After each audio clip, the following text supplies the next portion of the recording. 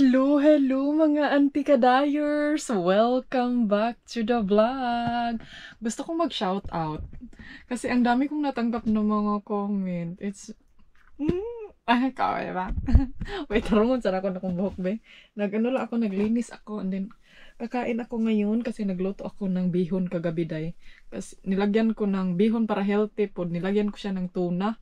Kasi may tuna kami. Ang daming tuna namin nabili doon sa nabili sa Spain. And gusto ko mag-shout out before I'm gonna start sa vlog.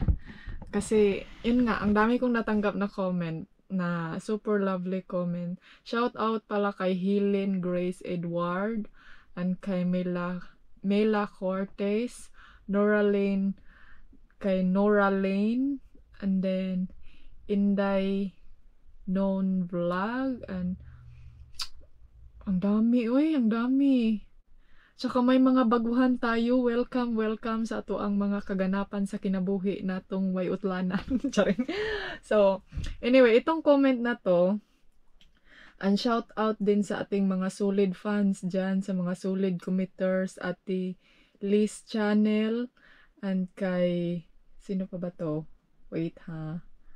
Meron akong mga solid fan dito kang Juliet Kumbati. Thank you so much kasi lagi ka talagang nandyan. And then meron pa dito, kung pwede palang ano ba yung mga solid fans gid gani ipa-upfront. Ang dami nila mga ante. Wait, sana yun? Myrcen Florendo. Alam ko yun kung mga sinong solid. Alam nyo kung bakit maano ko ng mga solid fan ko. Kasi lagi silang nagko-comment. Yun yung it make me reminds. Kay Papanggits Vlog. It reminds me na nandyan talaga sila no matter what, kung ano man yung content ko. May pa galore, may pa intense, may pa simple, may pa... Asa na ba yun siya, oy? Gusto ko siyang i-shout out.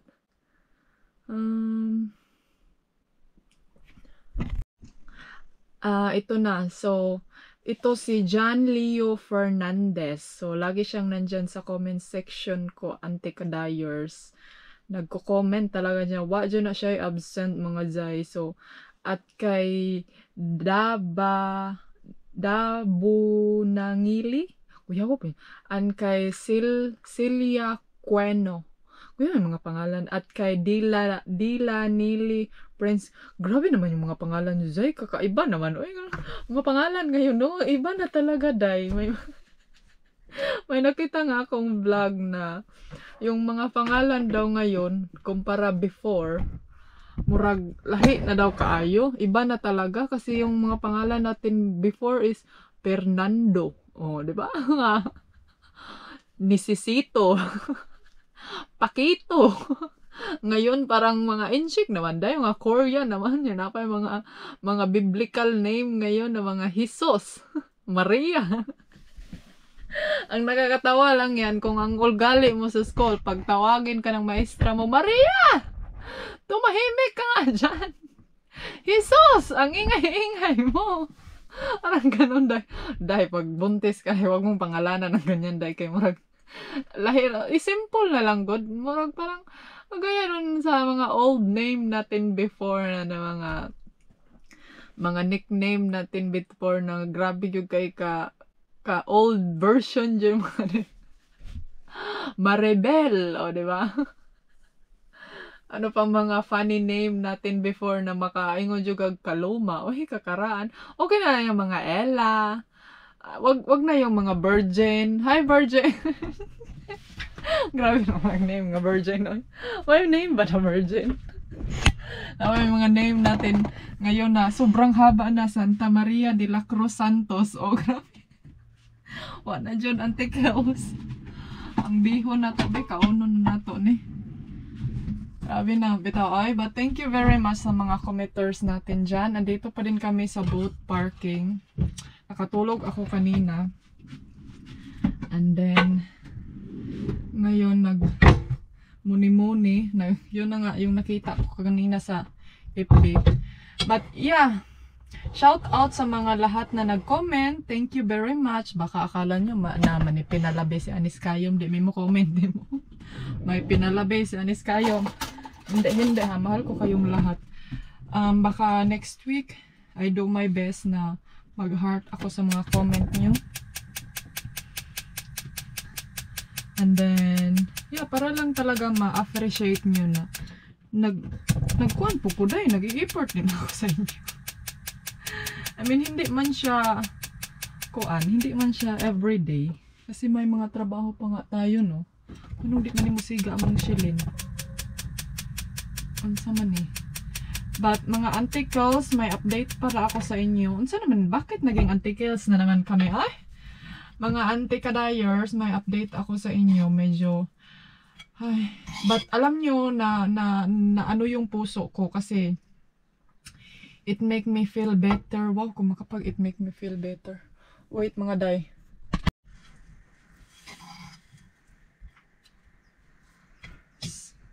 So mga antikels, ayan si Dudong may naano siya na plato. Galing doon sa boat. So ito siya, ipabalik ito. Swap kasi parang mas maganda to siya. Swap natin. And then, pabalik natin to sa kanya tong dito sa car. Pakinggan ko nga day. So, nandito yung asawa ko day. Maya na ha. Are you hungry? You look so tired. My husband is really workaholic. Siya lang yung nag-fix sa boat kasi if you guys wondering why we don't call somebody to work, mahal dito mga antikos. Mahal magpa-work dito. Alam nyo ba kung magkano ang oras? How much is the working per hour here, my love? Tell them. 1,000 crowns per hour, 8,000 baht per hour. 8,000 peso per hour. And they don't work like I do. They work half asleep, you know, a little bit here and a little bit there, you know. Mga antikos, ang pinaka It less. depends. Some work good, some work bad. Ang oras dito mga day, mahal kaayo, tag 900, 800 crown. So kayo nang mag-calculate niyan sa peso. Mahal kaing oras diri day, kaya nag-wonder kayo yung mga tao dito. Yung mga tao dito, mga And then you antikadayers. spend the same time finding the worker and explaining them what to do and how to do. You spend the same time doing that as if you do it yourself, so nothing's saved.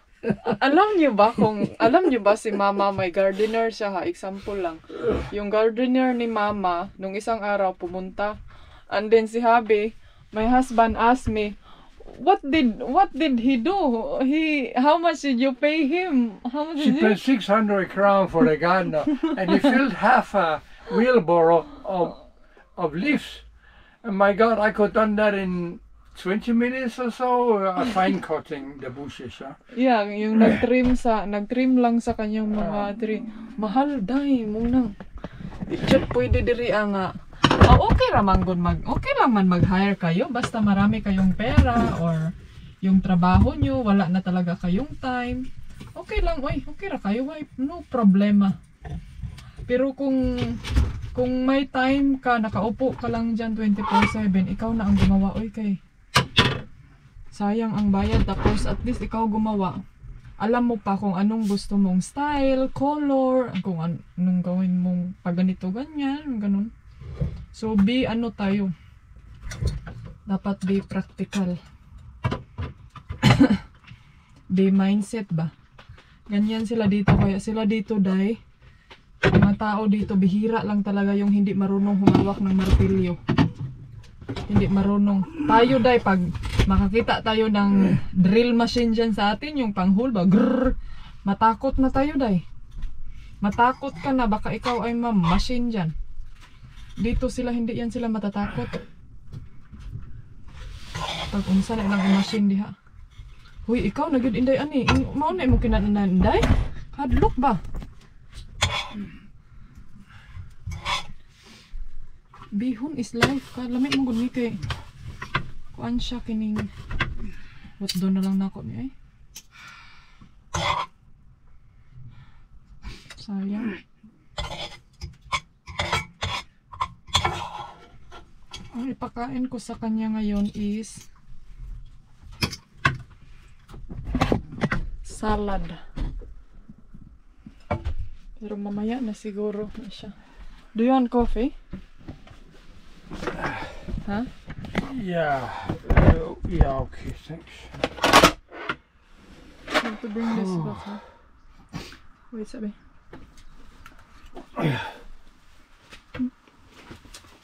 Kabang man.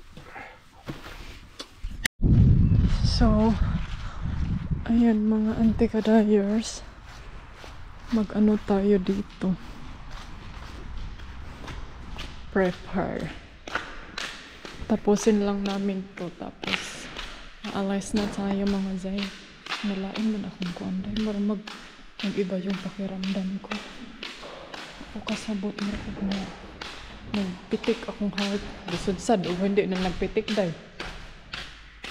Para naka-feel ako ng palpitate or something.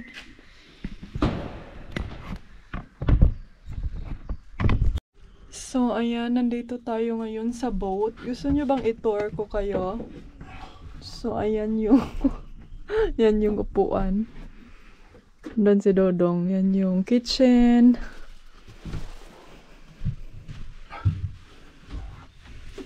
Yan yung extra bed down there. Yan, may maliit tayong kitchen dito. Yan yung chair. So, ayan mga anti-kadayers, balik na tayo sa car. Hindi ko mahanap ang isang battery ko. Asan kaya yun? Parang feel ko nawala na siguro to eh. Ay. Lain akong tiyan juday. Kasi aron na pug ko. So, mag-ano lang kami. May pupuntahan tayo sa kapatid ni Mr. Mag-ihi muna ako dahil ha, wait. So, ayan mga ante, let's go. Pupunta kami sa brother ni Dodong kasi may mga ano siyang, hihiramin siyang pang plaster. Nalipong ko dahil. Akong diri o kuto-kuto kay murag anak kayo siya. Murag nagpalpitate. Ano naman ko yung ko? Saan akong kaon bihon raman?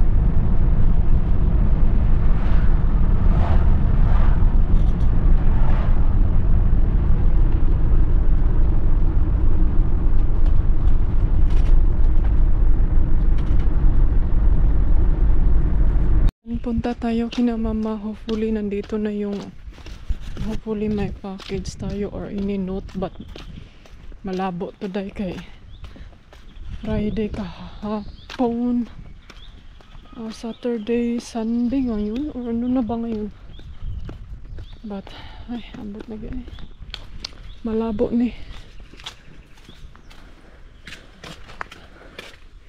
And then pagdating dito, trabaho na naman tayo. Ay, walang katapusan. I-check ko muna yung post niya. Baka may papel dito.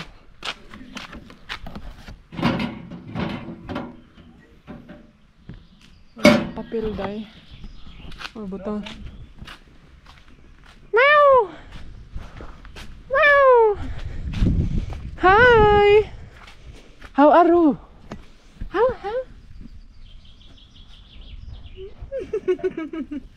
Say hello to your viewers. How are you? It's been a long time. Where's Moa? Huh? Where's Moa? Baka nandito siya sa pavilion. Ayan yung... Hi. So, ayan mga auntie girls, andito ako ngayon sa bahay ni mama. Kaya nagtrabaho na po sila dahil walay katapos ang trabaho. Then stop working. So, parang nilalamig ako, no? So, kailangan kong mag-jacket. And then, i-check ko yung mga... Bukas na lang siguro ako mag-laundry. Kasi parang dito ato kami matulog sa harap ng bahay ni mama. And then, dyan kami nag-park, oh. Ayun. Ay, dito muna ako dahil kay murag naglain man akong manticles. Mura kong kanang para akong nalilipong. Parang hindi ko alam kung ano yung feelings ko.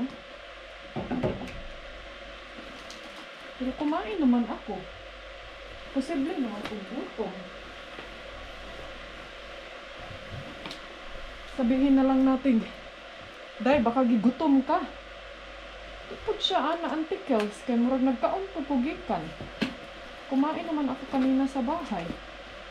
Ay, anong oras na? Gamutan? Hala, alas 5 na.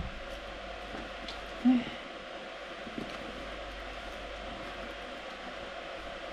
Mga antikels, i-check ko lang ito yung gaano ni mama sa ako. Oh.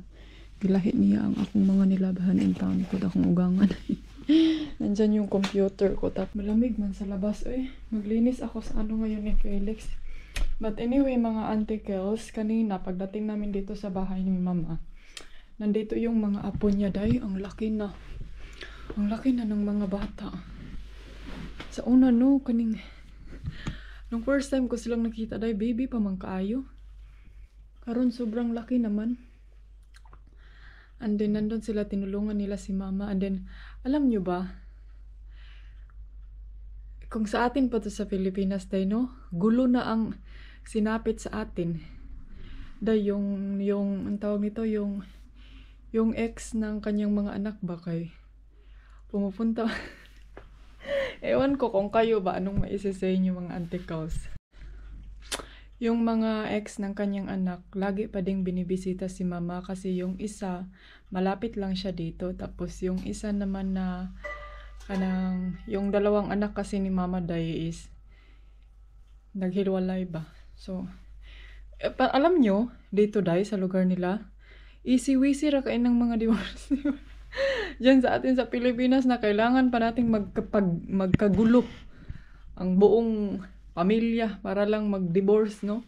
Pero dito, day, murag, kuan na gid sila given. O given ba tawag? Murag kung feel nimo nga wala na yung kay feeling, so feel nimo nga di na mo magkasinabtanay din, okay, file tag divorce paper, automatic perma. So, wala sila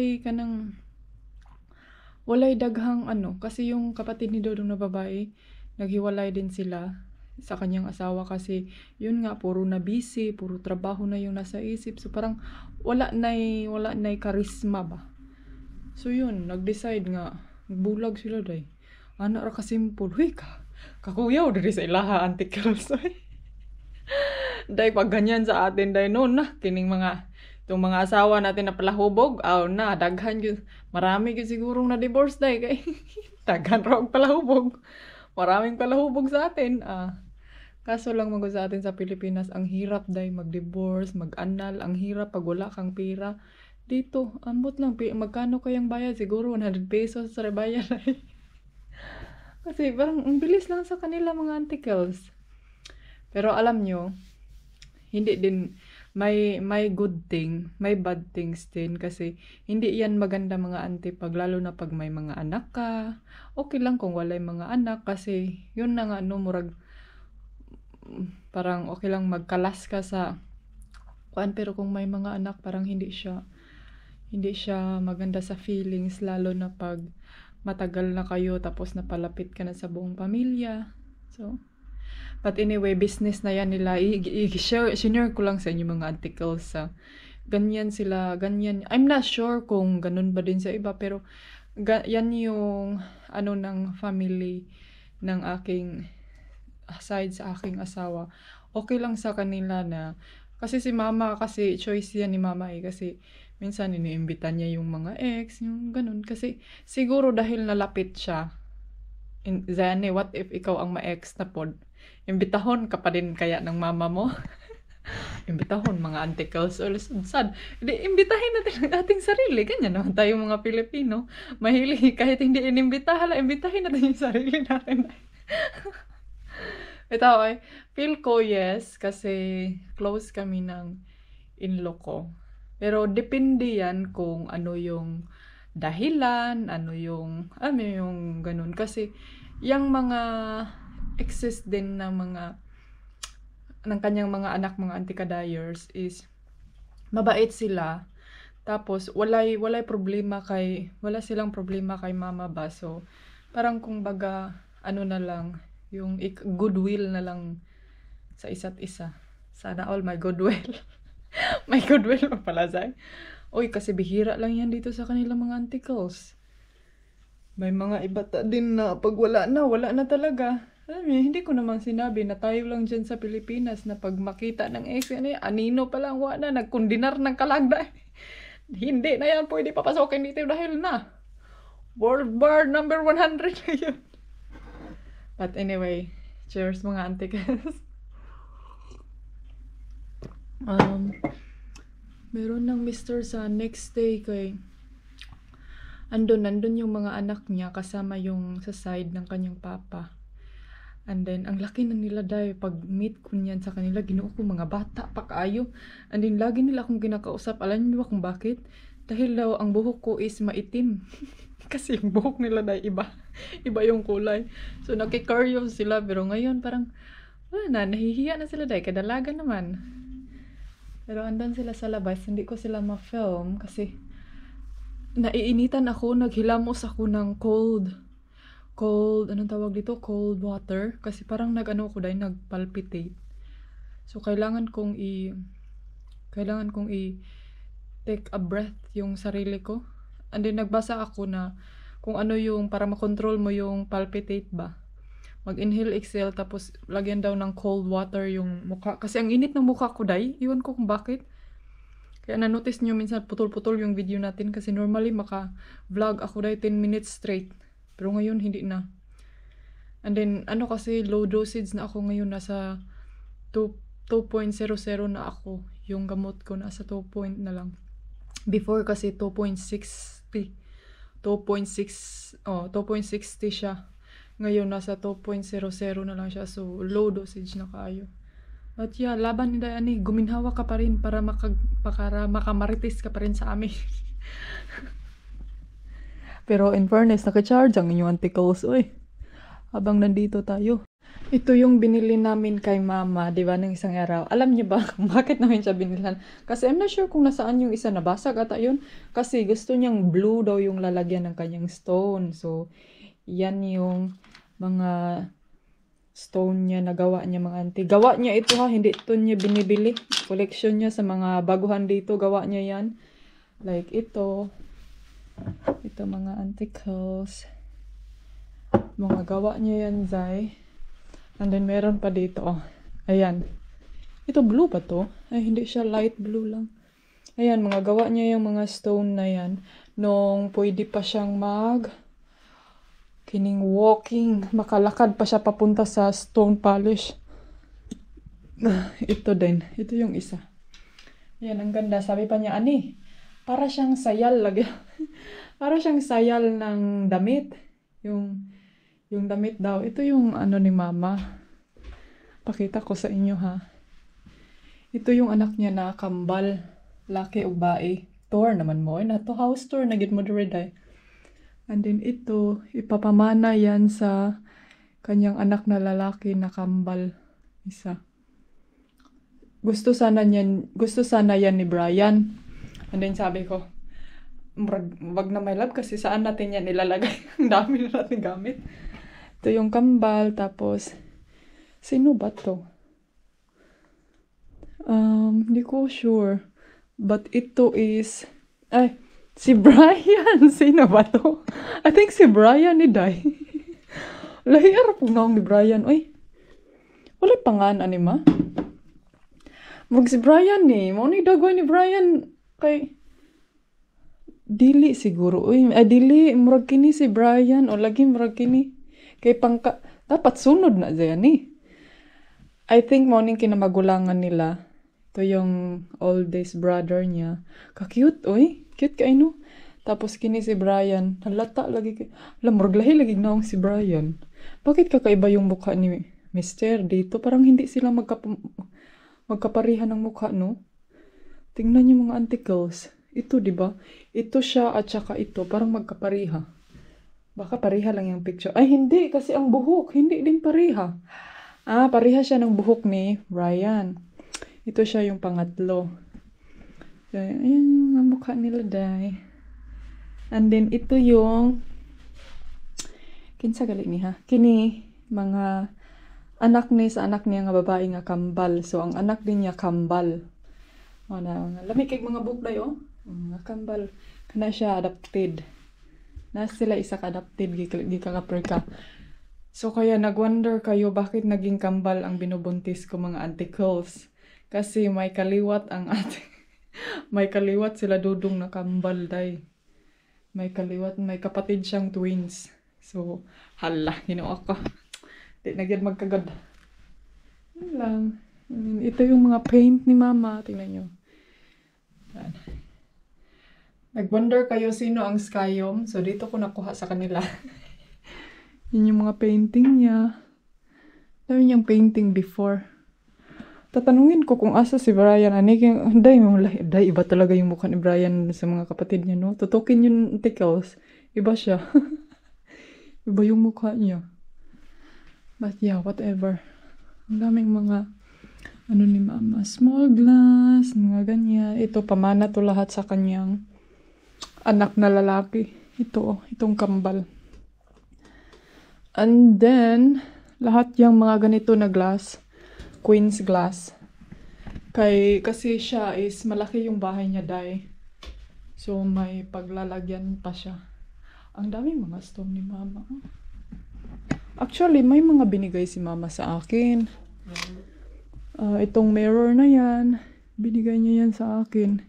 If ever daw na magpahinga na siya, pwede ko daw yung kunin. Oy, gusto man ko mag-litson, oy. Pero parang hindi ko feel kumain ng litson kaya gusto ko mag-mild food. Hindi ko. Basta. Gusto ko salad ba? Parang ganun. Hey, darling, can I tell you what's been on my mind? Sick and tired of the 9 to 5 in the